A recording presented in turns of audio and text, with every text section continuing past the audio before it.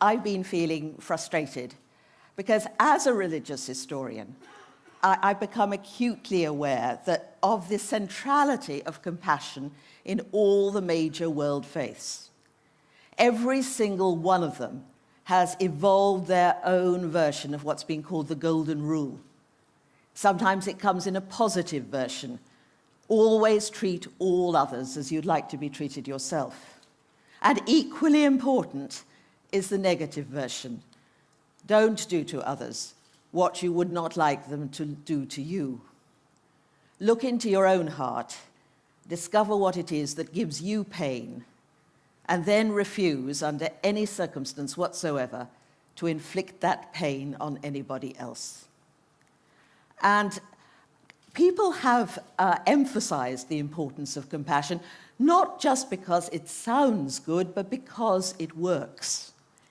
People have found that when they have implemented the Golden Rule, as Confucius said, all day and every day, not just a question of doing your good deed for the day and then returning to a life of greed and egotism, but to do it all day and every day, you dethrone yourself from the center of your world, put another there, and you transcend yourself.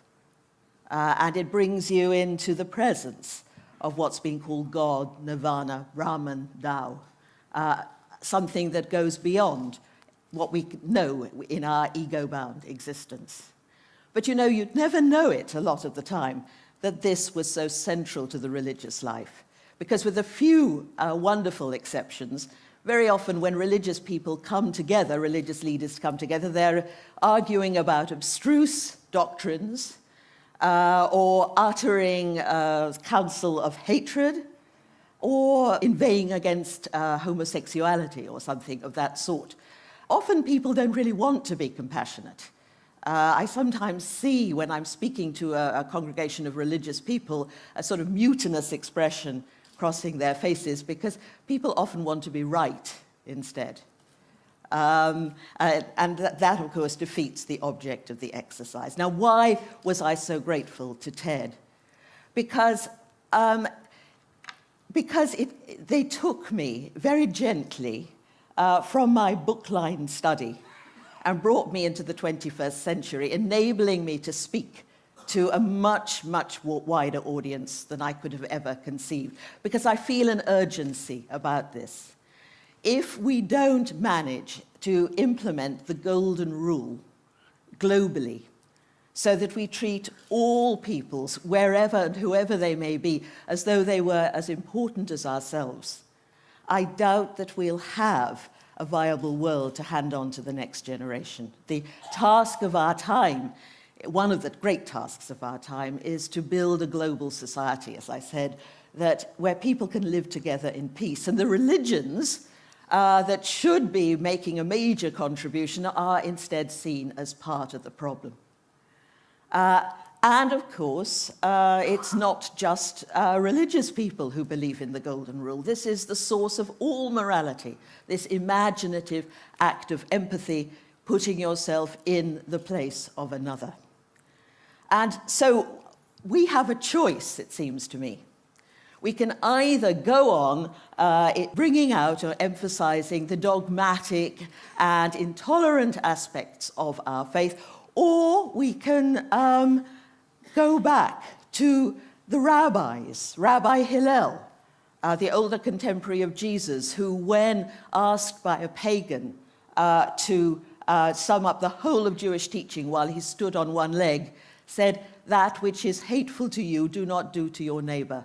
That is the Torah, and everything else is only commentary." And the rabbis and the early fathers of the church, who said that any interpretation of Scripture that bred hatred and disdain was illegitimate. We need to revive that spirit.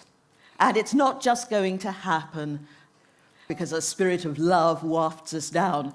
We have to make this happen, and we can do it with the modern communications that TED has introduced. Already, I've been tremendously heartened at the response of all our partners. In Singapore, We have a group going to use the Charter to heal divisions recently sort of sprung up in Singaporean society, and some members of the parliament want to implement it politically. In Malaysia, there's going to be an art exhibition in which leading artists are going to be taking young people, and showing them that compassion also lies at the root of all art.